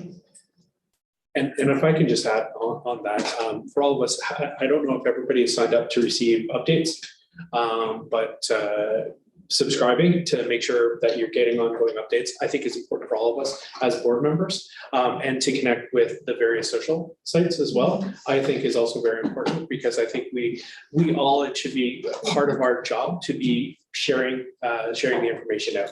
As the information is being shared, it is often simply a different audience. So to extend the reach of the material by having us do some of the heavy lifting can only help the overall communication be better. So if you're not subscribed, if you're not connected, please take the time to subscribe and connect. And when material like this does come out, please share that. So we can extend the reach and just get simply more interaction for things like surveys, or even just getting more eyeballs on the content for all of the hard work that staff's doing. I think everybody would appreciate that, and I think a concerted effort from all of us can only help the numbers and help the reach. So that is a personal plea for myself as shared for everybody to take those steps if you can. Okay. With that, if there are no other questions, I will ask for a mover and seconder to receive the CAO report. Thank you. Thank you. And a vote, please. Fantastic. Correspondence. Yes, Particular. correspondence, just a couple of quick notes, just a note of confirmation from Region of Durham that they agree with the numbers presented. I was at Trent Lakes Council as well, and thanks for putting forward the recommendation, Director Franzen, to also not only receive the presentation but support the numbers in there. So that received council support. And I was at City of Kawarthas Lakes as well, presentation. So they have that information as well. And I believe your budget process is complete at this point. So and then the other item kind of tied in with that is a couple of legislative proposals by the province and Conservation Ontario's comments, which really are pretty minor in nature. So that is the correspondence, Mr. Chair. Excellent. All right. Any questions on the correspondence? Yes, ma'am. Yes, thank you, and through you. The one which deals with, 10 or fewer units. I mean, that was important when Bill 23 came out. And, I was reading this, I had to read it a few times. The third paragraph, one proposed legislative amendment, etc. So basically, there's a point here where it comes to, it's the next one, in previous comments, etc. And protecting sources of drinking water, and it refers to the safe drinking water. It was really convoluted. It was depending on this, depending on this, depending on this. Do you think that you could, in a nutshell, describe how that now works? Because we were afraid of losing that site control. And how has it been resolved ultimately? Well, I think this one, I'm not sure if it's entirely resolved or whether there's a notice that came out that said this is where they're going. But this is certainly Conservation Ontario's comments on that, only from a CA perspective. Too. So, I mean, that's the other caveat, but my read of it was that there is a new regulation making power for municipality within certain zones. With the safe drinking water zones? And so Clean Water Act and the zones were not part of that. And so Conservation in Ontario said maybe those should be put in as an additional consideration for site plan control, because you can increase imperviousness, salt storage, and other things. So that really was the main gist of the recommendation that was there. In addition to the 120 meters around the water courses, or 300 meters of the rail line, also add in source water.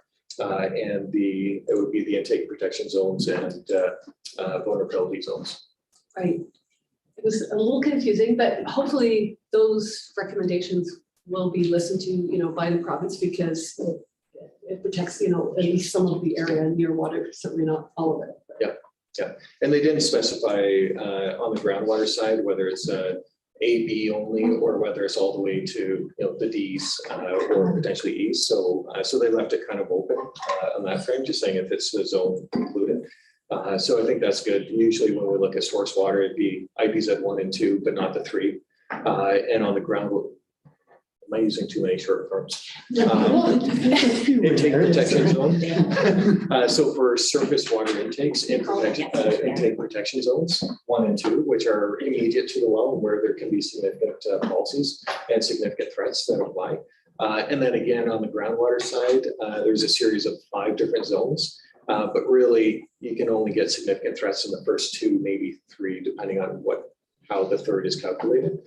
So there's no specification on that. It was just, include source water as a piece within this framework for site plan control, which is a good thing. Thank you. Clear as mud. Yeah, there's one. Mostly. Okay, any other questions? All right, can I get a mover and a seconder to receive the attached correspondence? Thank you, thank you. And a vote, please. All right, perfect. Now we're going to move on to the action items and the 2023 municipal levy weighted vote. That's it, Jonathan. Yes. Through you, Mr. Chair. Today we bring forward the final vote as per the CA Act on the 2023 budget. I'm just moving past my 2022 statements here to get the right year. So today we'll conduct the final vote just as an update prior or following the last meeting. There was minor recommendations to adjust for the per diems, which we had included in the budget and distributed over on April 24th. We had sent it out to all the municipalities, partnering municipalities, mayors and council, including that information and some background on the 2023 budget. To date, there's been no commentary back. For the most part, I believe our budget has been passed at almost all municipalities on their level. I know Mark and myself went out to the city earlier in January, and Mark was over at Trent Lakes just last week, I believe. So that's where we are currently in the budget process. So today we're just going to follow the set procedure under the CA Act for how we'll go through the voting procedure. So Melanie will just be popping open a document. So we're going to go through all the members and completing with the chair. Just some background on the voting percentages. It's a little different than you might see your municipality's apportionment, just through regulations that a municipality may only have up to 50% of the vote. It can't be singularly controlled. So with that being said,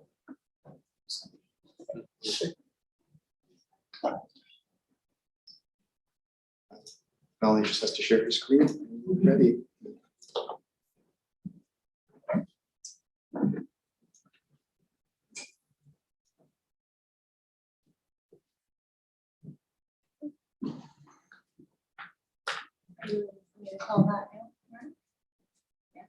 Okay, so as Jonathan said, we'll go alphabetically by surname with the chair voting last. When I call your vote, you'll just say yes, no, or abstain. First off, Councilor or Director Byrne. Yes.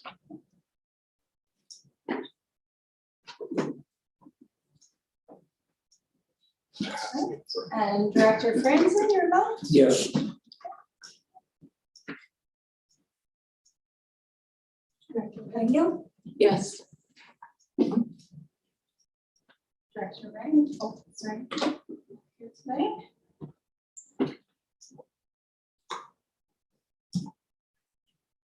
Director Richardson? Yes. Director Keating? Yes. Director Warren? Vice Yes. Chair Warren?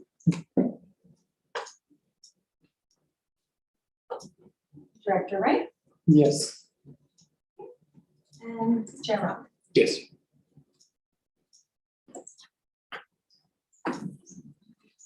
Just to make sure that doesn't impact our vote.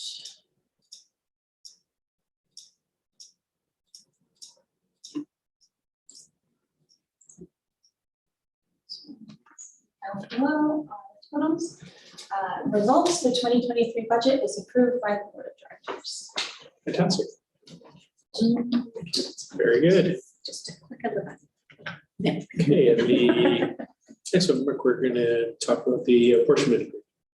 Yes, thank you, Mr. Chair. So the next item on the list is part of the transitional elements identified by the province to move from kind of business to board to the categories of programs as they've laid out in the legislation. So this goes back to category 1 is mandatory programs. Category 2 are programs that are undertaken on behalf of the municipality. And category 3 are basically all the other programs that are geared towards the management of natural resources, just to simplify a little bit. So there is another category which is not really defined, and that's general services. That's corporate services, essentially data management, IT, keeping things running. And so what this is the next stage in that. Technically, the only requirement is for municipal apportionment agreements for category 3. And just to recap, that's about 5% of our budget. So it's not a huge element. It really encompasses our benthic macroinvertebrates, those bugs that you can see. Some of the water quality monitoring that we do over and above the province and over and above the category 2 work for municipalities.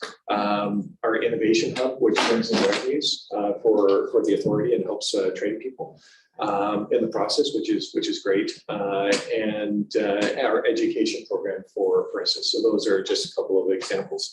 So that's the technical requirement. And built into the Conservation Authorities Act and some of the supplementary regulations. There are specific requirements, and those requirements are listed in the report that need to be in the agreement. So an example would be a termination date, the ability to review the agreement at least 6 months before it terminates, and to make sure that there's in that early termination, if there was one, that there's an ability to have that notice that goes forward and dispute resolution mechanisms, in addition to some of the other measures that are there. So fairly rudimentary elements to include.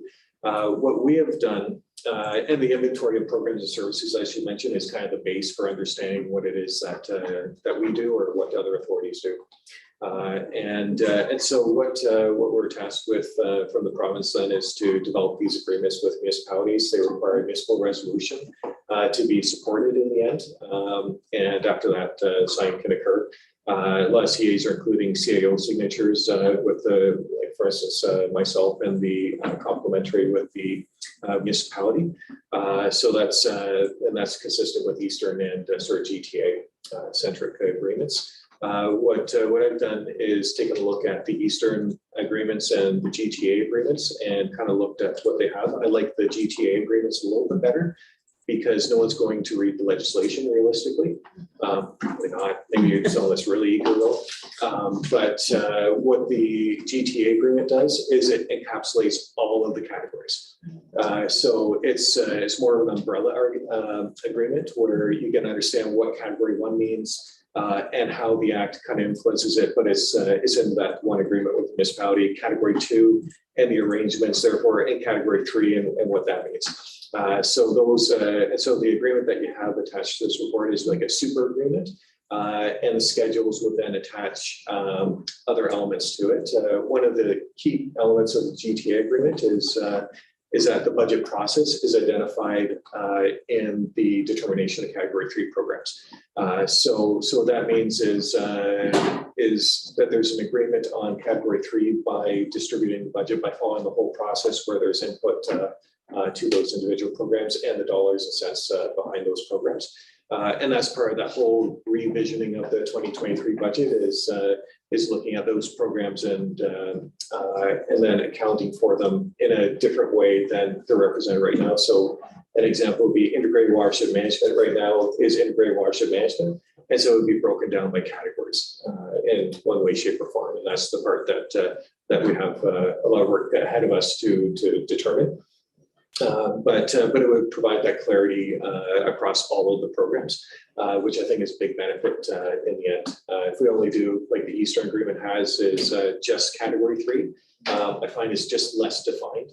And you still need to have the MOUs for category 2s anyway. So what this does is puts it all under one agreement that you review on an annual basis, which addresses the review component. It's an agreement that would carry on for all time for 4-year review periods, but you're reviewing every year, so you can always make tweaks as you need to, and complements the budget process at the same time. So there's a continuity with the board role as well in approving the budgets.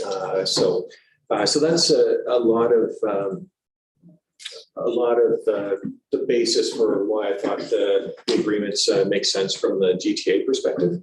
And so that agreement, thanks to the good work of the GTA folks, I know TRCA and Lake Simcoe in particular, this is based on their agreement. There's one other note I was going to mention, which is York Region, who's got a lot of lawyers. They have more people working on this than Lake Simcoe does. So it's been vetted fairly heavily through those lawyers. I did add a little bit of an extra point on dispute resolution, just because it provides a little bit of extra clarity, I think, in the process for that moment. But otherwise, it remains pretty much similar to what's in the So with that, Mr. Chair. Any questions? Yeah. Just quickly, so for municipalities like us that have 4 different conservations across, Yes. are you having discussions with those groups so they align, or their alignment is similar? Yeah, and so that'll be the interesting part through Mr. Chair. So we know that the region of Durham is in favor of this agreement that Simcoe has.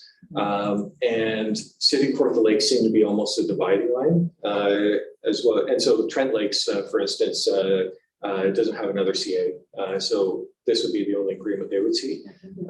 And so Region of Durham, I should also mention, is the participating municipality. So they would have the agreement.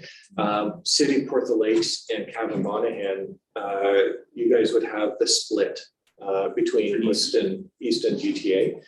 So I think that's part of the discussions. I know that Simcoe would probably be looking forward to having this model. And I like this model myself a little bit better just because it's more comprehensive. The question would be whether or not Orca and Ganaraska have to adopt something a little bit different, or whether there's 2 different, the city is happy with 2 different models, or what happens on that front. So I think that's part of the discussions with the city. Yeah, I think it's an important discussion to have, just so, there's a little more continuity when it's, when we're dealing with the conservations. Hopefully they'll take on it. I'm happy. What's that? Yeah. Hopefully they'll take on Hey, this. listen, I'm not saying that, I'm just saying, I'm asking because we have Oh, 4 yeah. impacts, right? Sure. I'm happy if Autonomy and Ganaraska adopt this model. I'll give them a call. Make it easy. I'm just kidding. Yeah, I recognize that it is different, definitely than what they have. So, Any other questions? I have one question. Just out of curiosity, when you're talking about the dispute resolution outside of the court system, why did you choose specifically arbitration instead of mediation? Just from the standpoint of that is one that we're familiar with, and we have worked into our employment agreements, for instance, for arbitration. Okay. So looking at the conditions that we have with that versus what the Eastern CAs had, they also had the arbitration. Okay. That could easily be changed. Just curiosity, our arbitration tends to be, it's more of a quasi-judicial process, and tends to be a lot more expensive than a mediation process. So I just, like I said, I was just curious as to why that was selected over top of sort of, I guess, being silent on the specifics of the alternative dispute resolution, and then work with the party if it arises to pick what is going to be the best. Yeah. Right. Because I mean, if it is relatively amicable and you think it can be settled relatively easily, obviously the mediation process is going to be less expensive and less confrontational if you're already pretty close. And then if we need somebody to decide this for us, then the arbitration is going to be best. So it was a curiosity more than anything else. We can easily add that in. And so I tend to agree, like this GTA model didn't have a dispute resolution like this worked into it. I tend to agree, I like to think that we can usually work things out. And the only reason I might go to arbitration if you can't work it out is because there's an ability to appeal the toss at the end of the day. So then having a binding kind of legislative framework would be beneficial in that case. But we certainly add something like that in. Yeah, like I said, it occurred to me. I don't know what are the feelings of anybody else. Do you have particular? Have you ever needed any help with these? I mean, like, it's not. Moving into mediation, or meetings. is this only in there? This is right. This is, yeah, I would say it's relatively new. I mean, we have been The challenged. MOUs aren't new. No. The only time we've been challenged was many years ago. Before, like, when there was some amalgamations that had occurred across all the municipalities. And so in the end, it was an appeal over a very small, I think it was like $100. But it was an apportionment only that could be challenged, and it was the apportionment that really ruled the day. The dollar amount was built out of the apportionment, so it's just following the rules, so it was deemed appropriate. But that's the only time that we've had an issue on that. Usually, yeah, you work things out. What is everyone's general feeling on the alternate dispute resolution clause? Do we want to be specific with the type, or do we want it to be slightly more open-ended to choose the most appropriate vehicle? I like that. Not the package. So we were just. I like that. Yeah. That's great. So I guess, Yeah. what is, Because it's so new, we were just talking the same way. yeah, I like it better. okay, yeah. So I would Gives you suggest that flexibility. as we are voting to receive this, that we suggest that a amendment be made to section 5 or clause 5, that the wording be changed to picking the most appropriate alternate dispute resolution method, as per necessary, however we want to. That's good.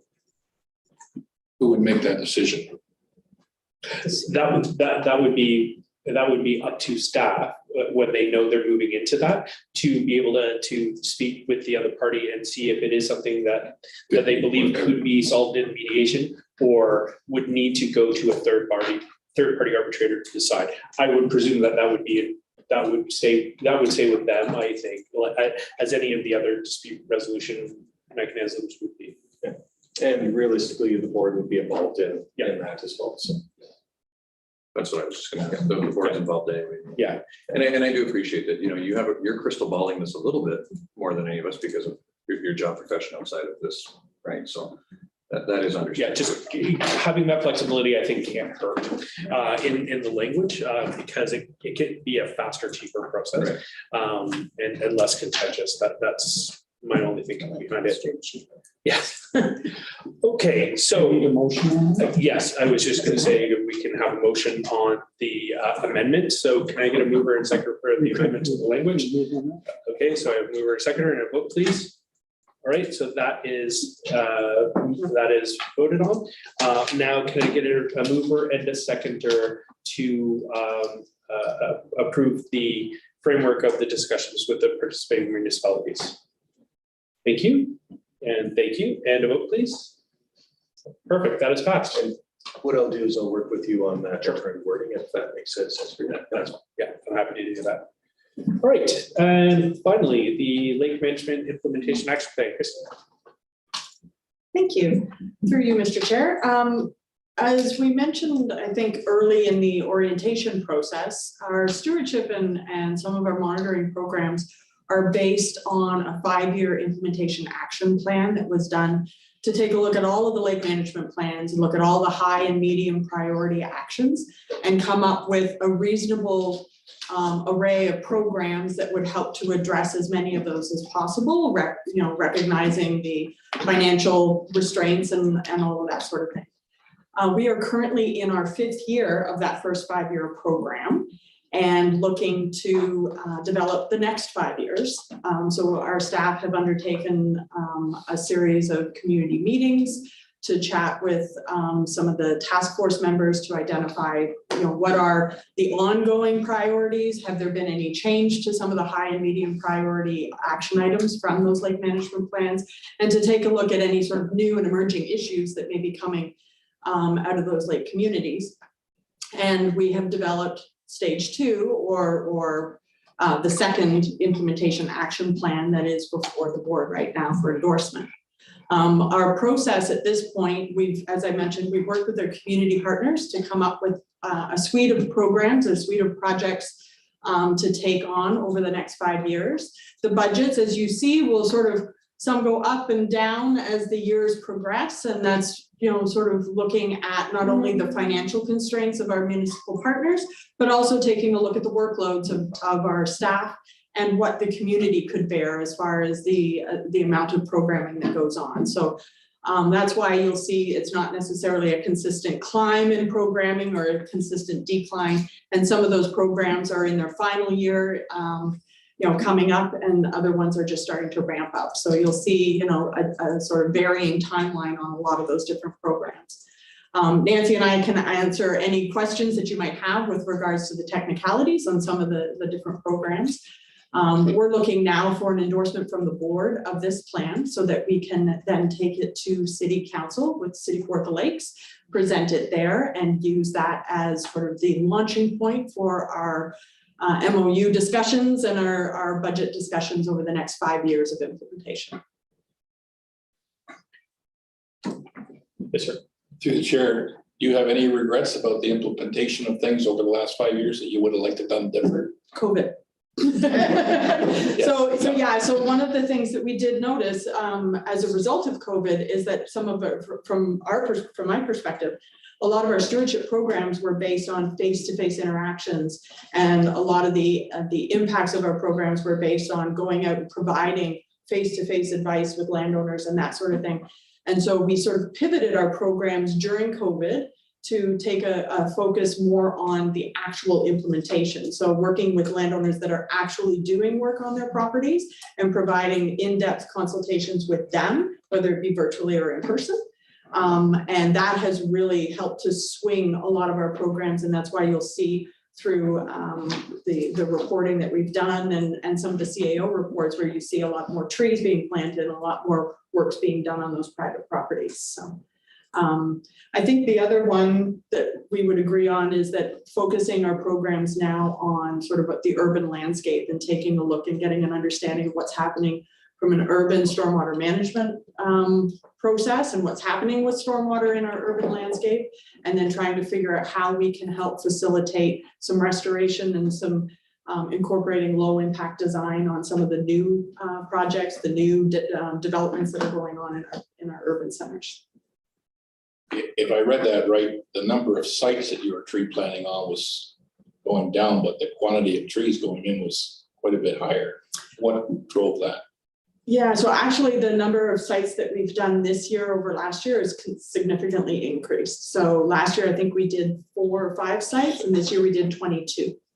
So those are going up. We're also seeing, you know, those larger blocks of planting. And I think a lot of that comes down to the financial side of things, the fact that Forest Ontario is providing a significant, they've increased the amount of support that they're giving to landowners, but also the fact that we're now coming into the 3rd year of doing this program. So we're starting to develop that reputation and those relationships with the landowners, and that just takes time.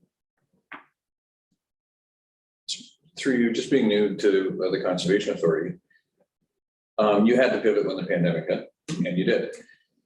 Assuming the next 5 years go what we'll call normal, swimmingly, yeah. Is there still opportunities to pivot if in your wisdom you realize the trajectory maybe was off and you're 2 years down the road and you say, you know what?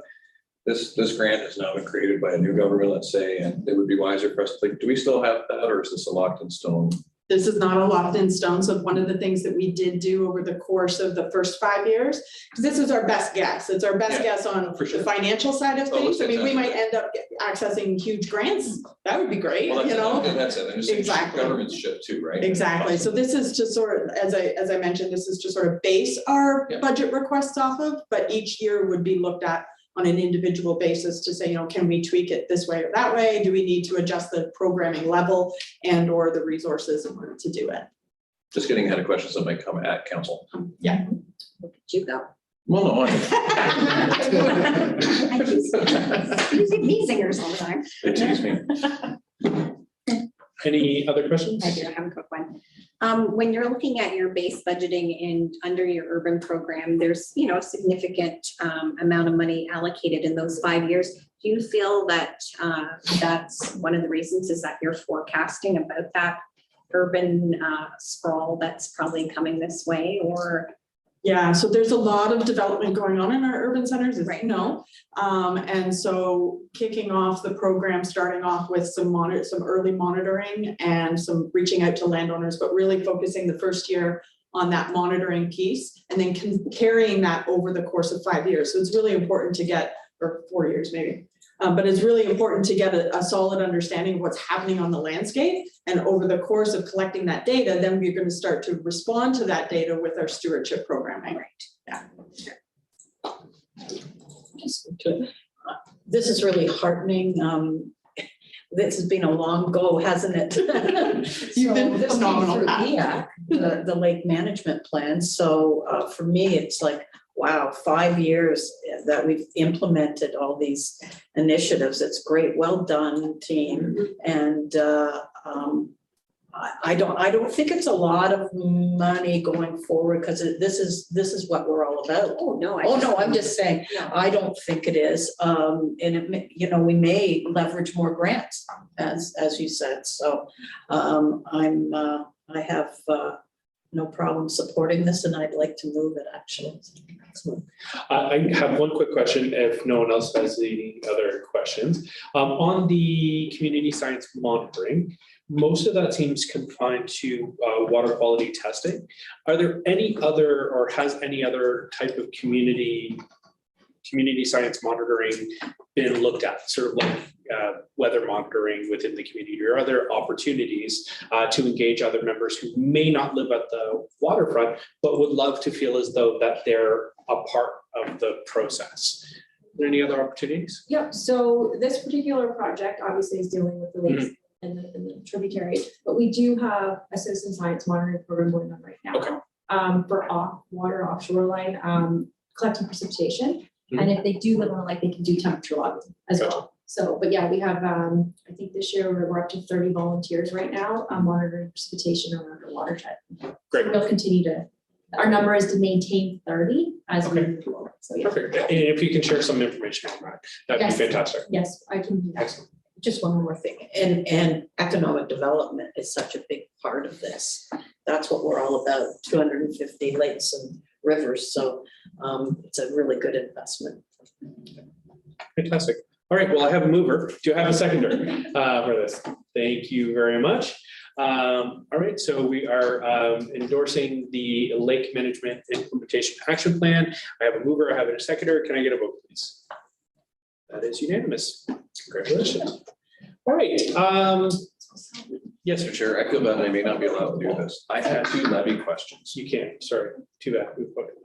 Go Can ahead. I just be really quickly, I forgot that I had them until the conversation. No worries. One was just, I just noticed that I guess who am I directing the levy question to?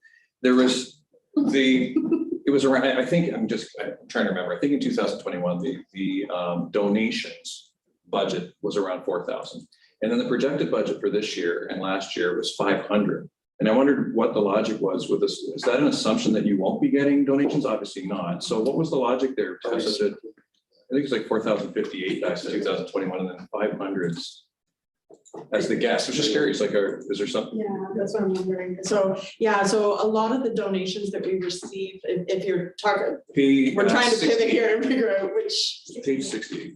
Page I'll double check. Pretty sure it's just. Oh, Is it? no, 68 of the agenda. Of the I agenda. think it was. Sorry, is it conservation areas? The budget. Donation? 68, yep. So 60, so grants, donations, second from, it has $4,048 for audited actual in 2021. And then the draft budget has in donations 500 and the only 500. So it just struck me as odd. I wasn't sure. It's not, I just don't know why. Yeah, no, so if it's for the conservation areas, I can speak directly to that. We had a gentleman that was coming through and making a lot of donations to have a lot of different benches and whatnot put into the conservation area. And so he sponsors those and makes donations to have that done. But that's very atypical. So to budget into the future base that we're gonna do that every year, we would have a. Well, that's why I thought it was a staggering number to begin. Yeah, okay, so that's why. Yeah, that's why. And the other question I had was regarding, there was a part that had the operations budget. The ratio of operations to special projects. So Kawarthas Lakes, I think, was second in the chart. And so it was operations operations budget, large. Special project, small. Kawartha Lakes, operations ratio wise, large, small. Fourth one, whichever one it was, operations small. And then Trent Lakes had this operations was small with a massive special projects. And I was wondering, being new, how that must have been something interesting there for me to learn from. Yeah, through you, Mr. Chair.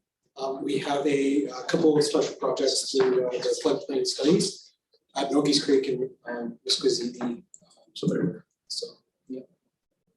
Well, I should have asked maybe. Yeah. Director Francis just on the side. I was just curious. I remember that thinking, oh, it's kind of, there's probably something going on there. It's kind of cool or whatever. Okay.